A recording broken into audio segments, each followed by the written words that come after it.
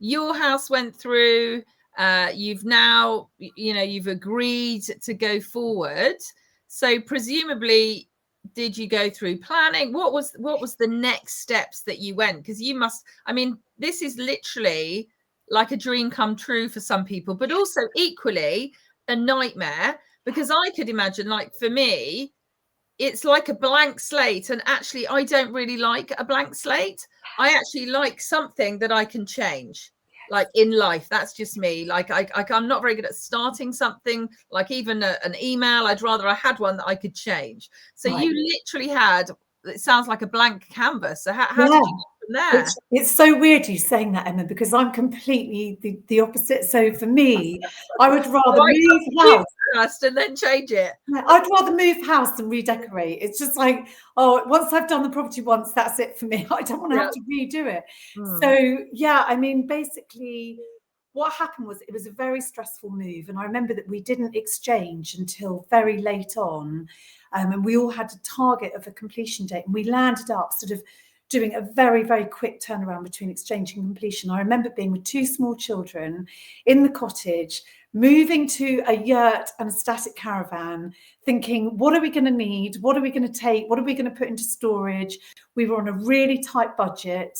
I mean, I was at that point contacting or looking up like how to build a property for 100k. There was a show on TV because we didn't have a budget. I was like, Nick was saying, what are we going to do? We're just completely mad. But I always am the eternal optimist. I was like, it's going to work out. Something just told me it's going to work out. It'll all be fine. So we moved in very, very stressful circumstances. We didn't even have a removal company. We had to get friends to help us because everything was so last minute. And then we turned up on the plot. It was pouring with rain. At the time, I worked for a friend who had a marquee tent company called LPM Bohemia, and they very kindly lent us a yurt, which we had in the garden. They came and put it up that day.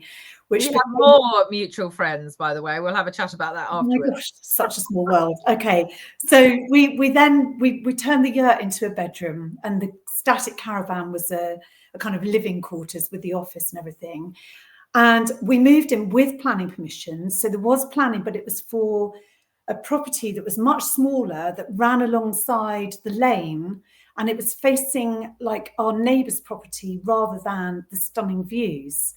And people always say it's very difficult to move the footprint of a property. So we were kind of thinking, well, we're going to probably have to build there, but there's nothing to stop us at least trying to get the planning to have it moved so that we then could take advantage of the beautiful views. And so we didn't rush through with any planning application because, I think it's really important wherever you live that you ground yourself and you obviously kind of get to know the place before you start thinking about, big changes like building a house. So we moved in. And actually what we decided to do was focus on renovating the barn first. And so actually Nick and his brother, who's a builder, and some other people that we had on board, converted this barn into a 2-bedroom little, it was tiny property that we then moved into about 6 months later. So I think we moved in the springtime, and by Christmas we were able to move in out of the bedroom of the yurt, which was freezing, and we moved into this little barn, which was just gorgeous, and compared to the yurt was huge, but it really was tiny.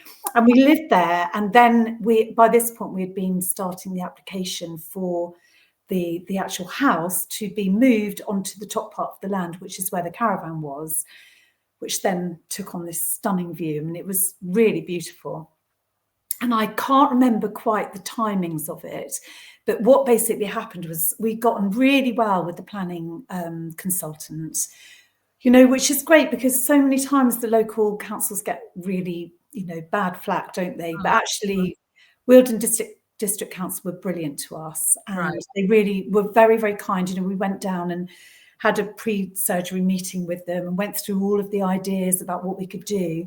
And then they actually were the ones that said to us, that you might be able to get planning to separate the barn from the rest of the plot and sell it off independently. Well, this was huge because we hadn't got a big enough budget to build the house. So we were still trying to work out what we were going to do.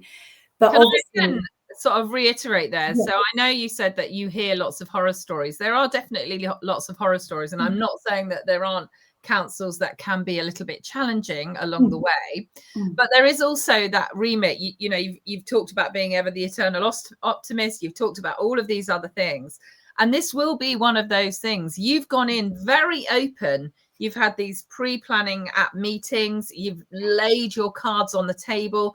This is what we want to do. This is where we'd like to go. And then you get the positive response from that. So again, as I say, sometimes it is, you know, not as easy as that. But actually, when you go out of your way to be what you want to be and treat them how you want to be treated, you'd be amazed how much easier it can be. That's you know, exactly. We've just had something recently with us in the garden. We've built something and we thought we were going to have to knock it down. And, you know, just through this constant, I mean, sometimes I felt like I was begging, but it did work out. So I think don't make it out that I'm sure there is lots of people with that same council that have had a nightmare, but I think you went about it in a certain way, and it is looking at what is it that both sides are looking for as well. And I think that's exactly it. And I think they really appreciated that we didn't go in with the full drawings of exactly what we wanted, and it was like playing a little bit to their tune and saying, you know, what do you think would work here? And, you know, there's a lot of egos involved, but it worked. It was definitely the way forward. And I think because we didn't have any really big fancy ideas as well, it was very in keeping with the local area. And so, yeah, so that's exactly it. It was all about building relationships, which is life, isn't it? Yeah. It's what it's all about. Exactly. So did you then, so it sounds like they then gave you this amazing opportunity to split the title of the barn, sell that off. Presumably in the process they then gave you permission, and then did that kind of fund it? How did it move? Exactly that. I mean, it was the best news ever when they told us that they would look at separating it. And then when they actually confirmed they could do it, then it just opened up, you know, obviously all the opportunities for us financially. And so, yeah, they kind of happened separately. So we sold off we got the permission to sell off the barn first. And then we got the planning for the property, because I think it worked out, if we got rejected on one, then it meant the whole thing would be rejected. So it was better to do it that way round. And so, yeah, then we were in a very different position. So I just wanted, on a technicality there, you can split the title in your own property. You don't necessarily need planning permission, but there are other nuances. So yeah, definitely, if you're looking at doing that, guys, make sure you get some really good advice, because you don't actually need planning to split the title of your own property. But if you've got properties that belong to each other, then obviously you can't necessarily have it owned by other people. So that's where that's where we needed to have that. That's it. So I mean, it's all a little bit of a blur, and obviously this is our old house rather than our current house. So we then got the planning all sorted on the new build, which was actually a kit house we bought from a Scottish company. And so we went for it was like a Scottish longhouse design. Wow. And it basically came on a lorry, SIP panels, so all fully insulated panels that basically come like a huge Lego set, and they just build the house in a week. You basically go from the foundations up in the space of a week or 10 days. I mean, it was ridiculously quick and quite scary, actually, how quickly these kind of properties can be built. And I personally, although it was a fantastic design, this time we decided to go for a timber frame property. We had a bigger budget, and I much prefer that process myself, only because it feels more permanent. It feels like I don't know. It just feels more grounded to the plot. And so yeah, we put this SIP panel first, and I would definitely say if you're on a tighter budget, that's the way to build. And there are all kinds of really eco-friendly materials you can use now, because the traditional SIP, the insulation that they use is actually very toxic, and it leaches into the ground. And looking back, you know, had I've known that, we might not have gone down that route, but, you know, we all live in Absolutely. You only know what you know, don't you? That's it, So exactly. you basically, you built this property, and it sounds like you had lots of tumultuous times, but inherently you ended up selling off part of it, which then paid for the next one. So what then happened? Did you go, oh, did you presumably stay there for a number of years, and then it sounds like you got itchy feet, it needed decorating, and you thought, oh, I better do it again? Exactly that. So we were there for 3 years, and when I was little, I always had a dream about having a swimming pool. I didn't ever dream about a big white wedding. It was just like, when I'm a grown up, I really want a swimming pool. I love bodies of water. And it was just one of those like childhood dreams. We used to go to friends that had a pool, and I was always like, oh, this is just the best. I love that whole social thing around, a swimming pool. It's really lovely. So when we built the property in Punnetstown, we didn't have the budget for the pool. And so I was always like, do you know what? I really want to build another house so we can budget in the pool. And that was like the major driving force, which is ridiculous. But it was, it's a big passion of mine. And I'd always just had that dream. So 3 years down the line, we decided to put the house on the market. We sold it through this great friend of mine. So what was it worth, if you don't mind me asking? We sold it for 650. So we did really well, because obviously we bought the plot for 250. We sold off the barn for 250. So we were then obviously back to zero, really, in terms of our outlay. And then we built the house for around 300, so maybe 350. So we did really well, and it came out with 300,000. Yeah, that's amazing. Yeah, 3 years, that's not bad, is it? Yeah, it was really good, and it was beautiful, and it felt like such an accomplishment as well. The house looked really lovely where it was positioned, where we managed to get it agreed to be moved. It looked gorgeous, and we were super proud of it. But we sold it to a lovely family, and we were buying another plot, which was in Cow Beach, just near Rushlake Green, and it fell through. And they sort of, at the very last minute, pulled out on us just as we were exchanging on our house. No. Yeah, it was an interesting experience. An elderly couple that were farmers, and actually it was 2 huge chicken sheds that had planning for these incredible 2 modern building houses. And we decided that we were going to buy both of them and sell one of the plots off. And it was stunning. It was absolutely beautiful, the location. But there were some issues, and we were a bit concerned. There were some red flags about access, and just this kind of sense that we were going to be moving on to like our parents' land, even though they weren't our parents. There was just lots of little things that were being said that didn't quite sit as well as they should have done. And then suddenly they pulled out on us, and it was in that instance a very good thing. We decided to walk away from it. We just knew that there were just too many red flags. So it was quite upsetting, because we suddenly were like, God, what are we going to do? But we ended up renting a property through where the boys used to go to school. There was a house owned by the headmistress right on the land. It was beautiful. And we rented there, and then we had to start all over again to find some land. Yeah. But that whole thing about what's meant to be is meant to be. It definitely felt like this was, the right thing to do. So we moved over to Stonegate, and we were there every day, waking up on the internet, calling all the agents, going through the whole process all over again. Found the plot that we bought in the end in Battle. Do you think, sorry, just as a question, do you think there's a different way that you found for looking for land rather than a property? Because obviously properties, there seems to be a lot, well, from my understanding, there's 3, dime a dozen with properties out there, obviously totally different.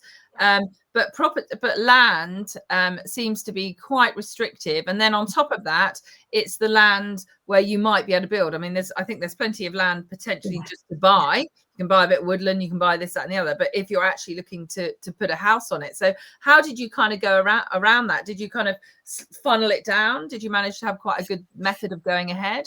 Well, I mean, you can obviously go onto the local council's websites, can't you? And you can look up the properties or land that's got planning permission applications on. So we were always doing that and talking to agents, and it was a lot of like going to visit the farm agents or land management companies, just talking to as many people as possible.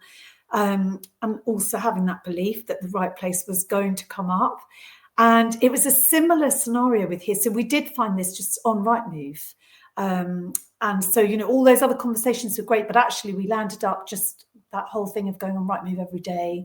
The property came up, forgive me, when it came up, it was under offer. So we found it on there, but it was under offer. It's one of those scenarios. And was it just a piece of land, or did it have a property on it as well? Had a property here, which was uninhabited and had been uninhabited for years. It was a single story little house. Now, the interesting thing was that we came here originally to view the farmhouse, which is behind us. And we're in the curtilage. Originally, we were in the curtilage of the Grade 2 listed farmhouse behind us. And we came to look at that because that was on the market. And we thought, oh my gosh, well, we'd much rather buy this plot rather than doing a renovation. We'd much rather buy the plot. But we were looking at everything at that point. But the plot was under offer. And so, you know, we kind of thought, oh, well, never mind. When the farmhouse wasn't right, it needed loads of work. And it was a big property with, you know, all those Grade 2 listed restrictions on it. It was messy. And so, although it's a beautiful, beautiful house. So we walked away from it and just thought, oh, that plot was so gorgeous, but that was that. And then a few weeks later, like it kept playing in my mind, oh, what if it comes back on? You know, what if it all falls through? And sure enough, it did. We saw it come up, and I think we got a call from the agent that day. And so we already knew the lands because we'd already seen it from the farmhouse perspective. And so when we came to view it, we just straight away put in an offer again.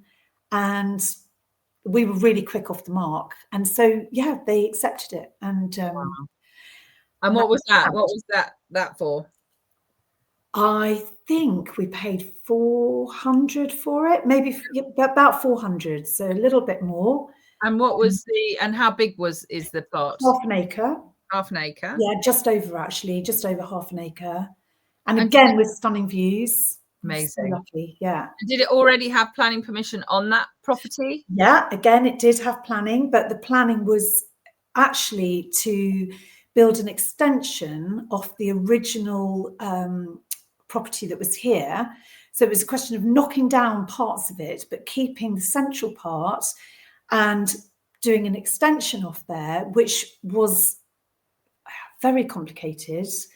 And the key thing with that was it meant that we wouldn't get our VAT back because it wasn't then a zero rated new build property. So it was all to do with the fact we were in the curtilage of the listed farmhouse behind us. But again, we had the conservation officer come out and we had a meeting with her, with our architects, and she just really liked the story of how, you know, we've already done a build and we were here doing another one, and she just suddenly was like, actually, do you know what, there isn't really a significant enough reason why this is going to require the build to be an extension. Like, there's nothing that we're actually saving here. I mean, it was literally it was like 70s sliding doors, there was breeze blocks, there was nothing about it of historical interest.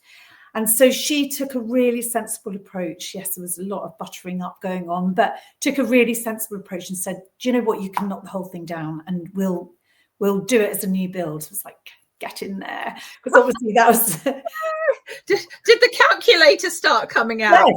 Oh my god. Yes. Yeah, it was like, this is it was amazing, not just from the practical point of view, that trying to do an extension on a bit of a higgledy-piggledy building, but also financially it was just huge for us. So yeah, we were very, very lucky. So we then had to reapply for the planning. We basically redesigned the house. It's in the same footprint, but it's bigger, quite a lot bigger than what the original planning was kind of accepted as.